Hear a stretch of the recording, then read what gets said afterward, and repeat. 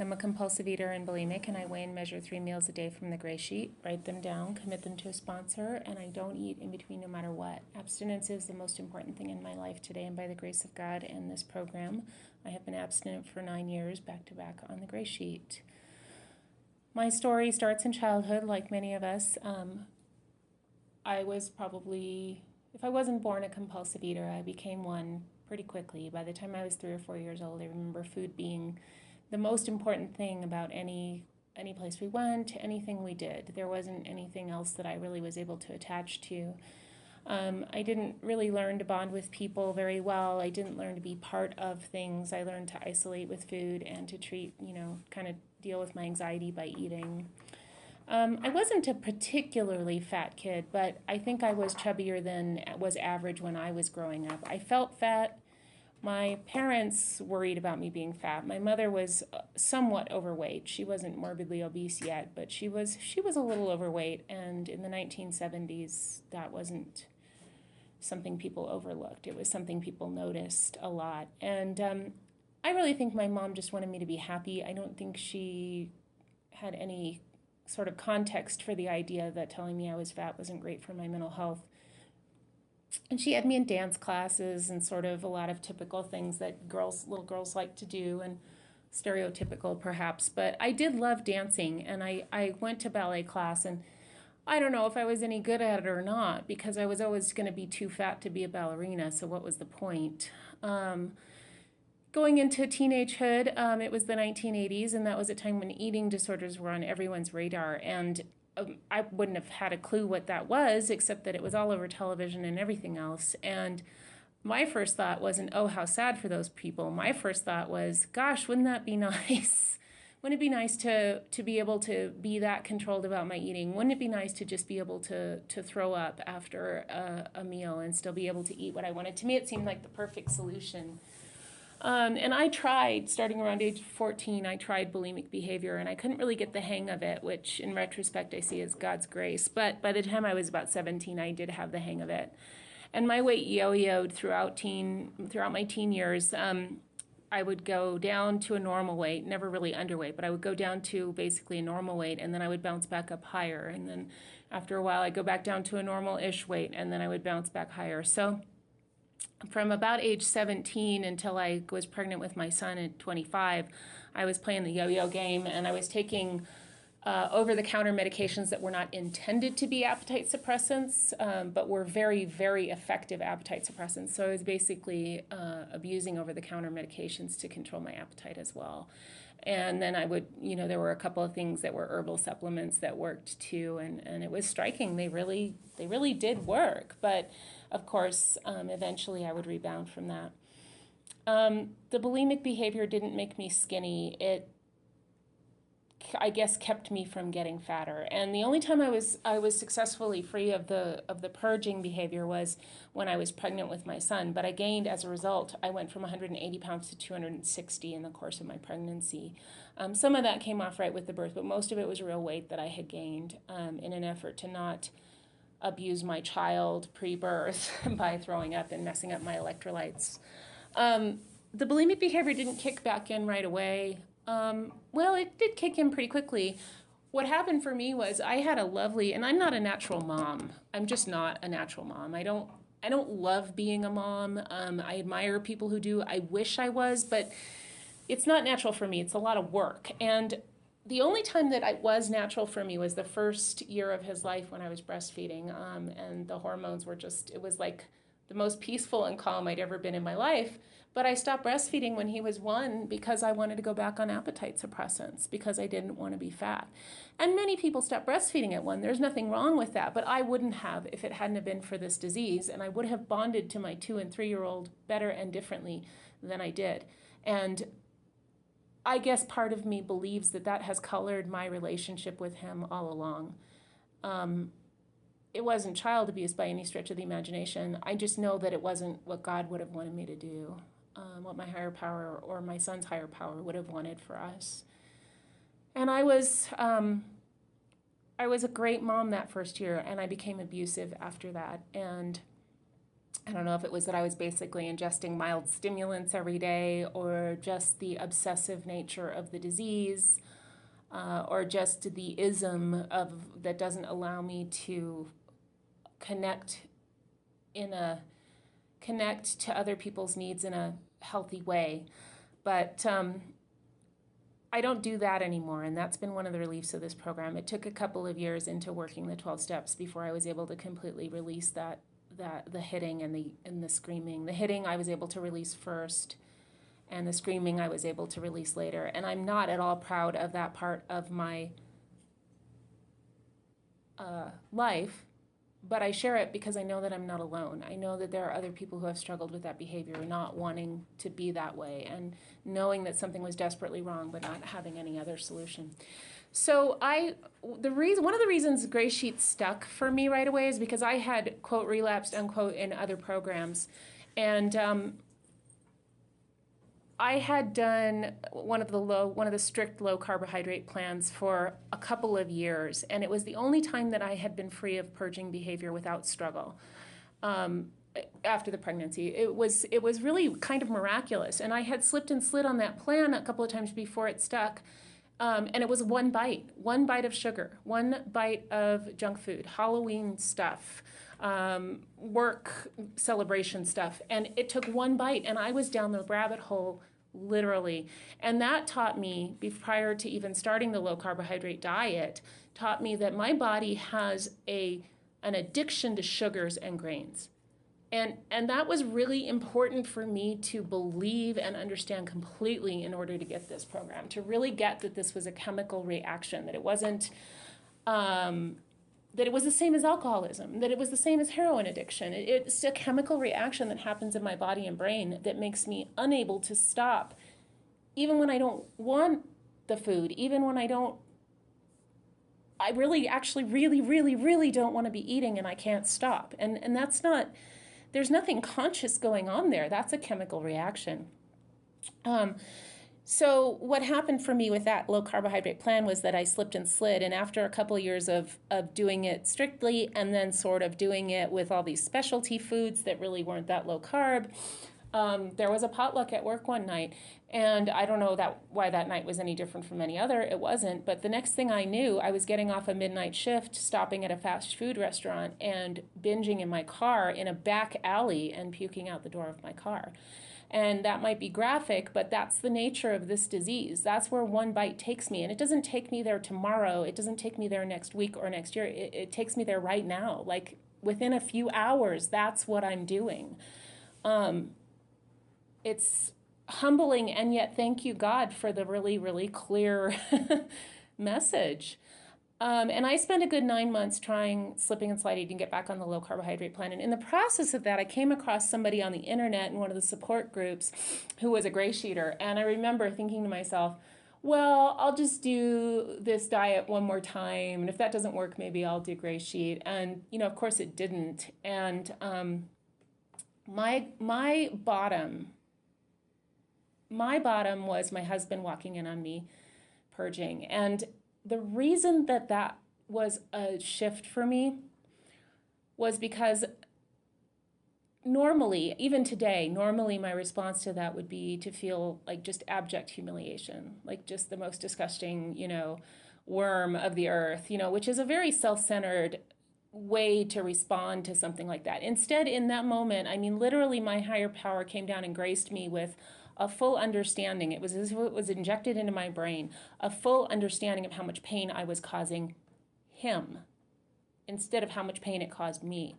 Because when all I think about is the pain it causes me, well, I'm only hurting myself, right? Except that I'm not. And people actually love me. Sometimes I'm not sure I get why, but they do. And they don't deserve to be repaid with me abusing myself. It's obvious that they don't deserve to be repaid with me abusing them, but they also don't deserve to be repaid with me abusing me. And the fact that I was able to see that in that desperate moment is nothing but the grace of God. I was given that sort of light bulb. And I think we all are lucky enough to get those light bulbs. It's what we do with them that matters. And got on the computer, figured out the phone bridge line, contacted just anybody. I was so desperate, and that's what they mean when they say the gift of desperation. I was so desperate, I didn't care who I asked. I didn't care what I did.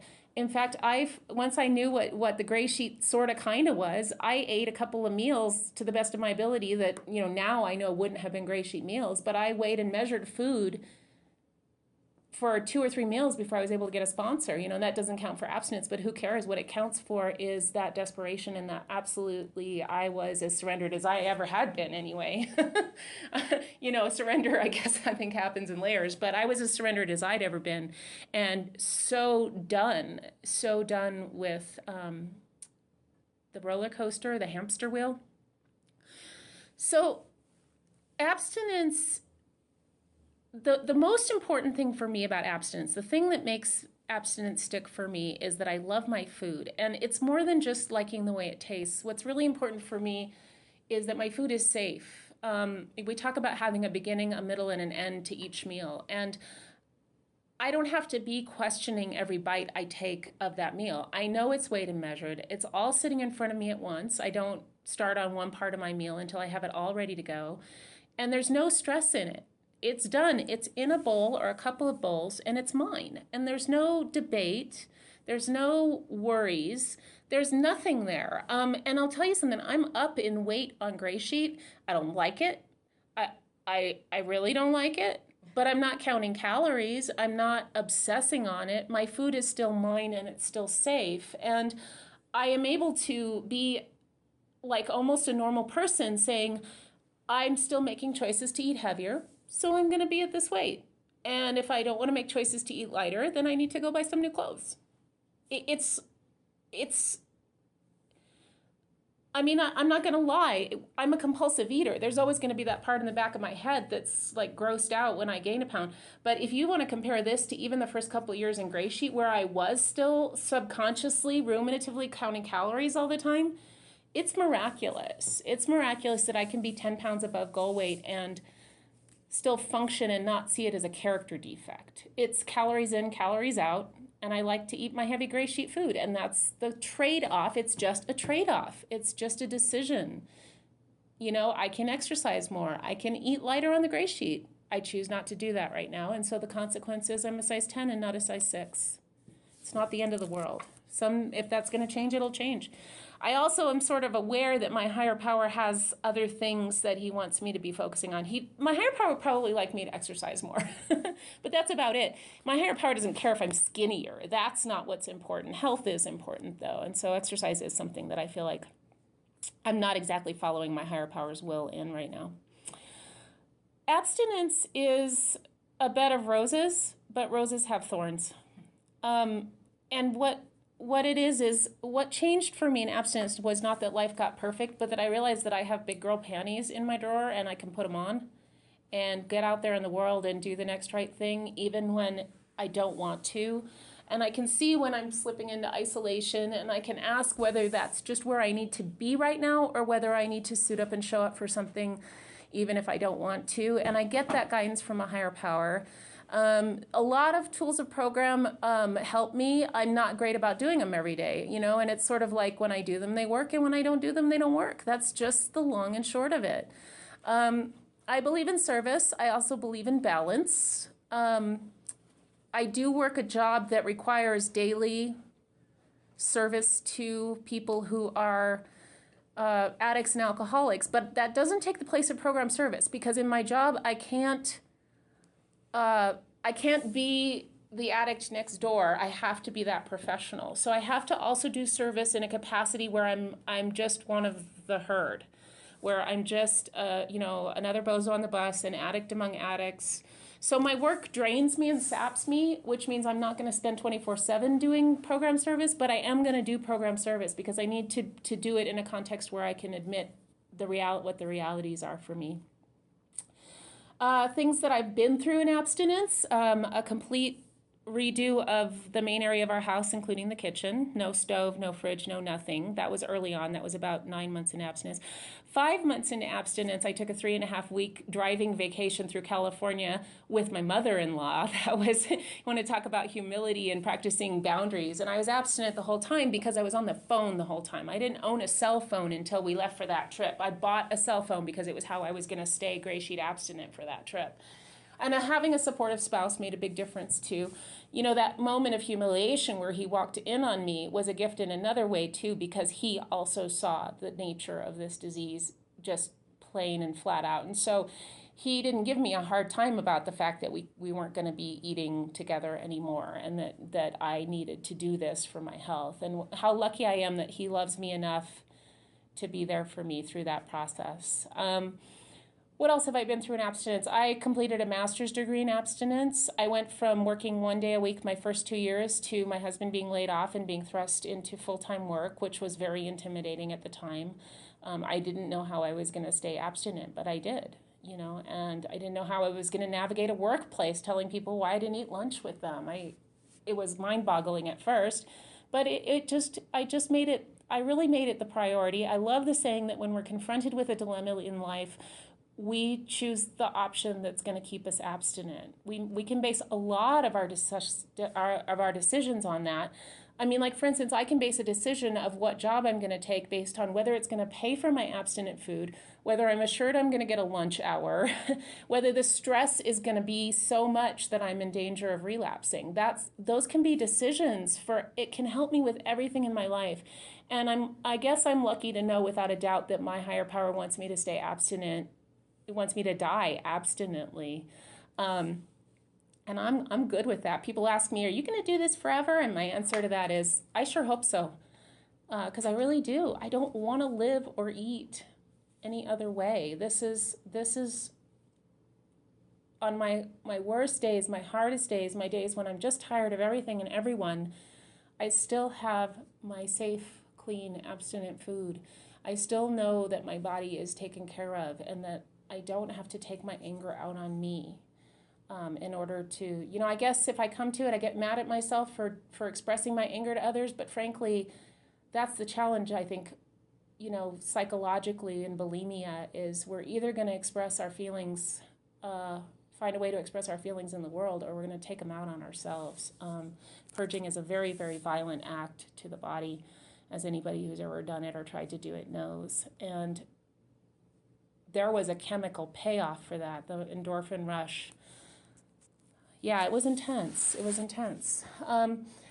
So I'm here today and I'm abstinent. And what an amazing thing to have reached a 9-year milestone and still be here and have it just be how I live today, and have there not really be any question about whether I will be abstinent. Sometimes there might be a question about how I'll be abstinent, and that's pretty much it. And I do whatever it takes today to stay abstinent. That means dealing with my crazy. And that's what the 12 steps are for. The 12 steps keep me abstinent because they teach me how to deal with my crazy. Everything from my perfectionism to my frustration with the way people are, which is often normal, but I'm not good at handling it. And what else do I want to say? No matter what, you know, no matter what. And with that, I'll pass.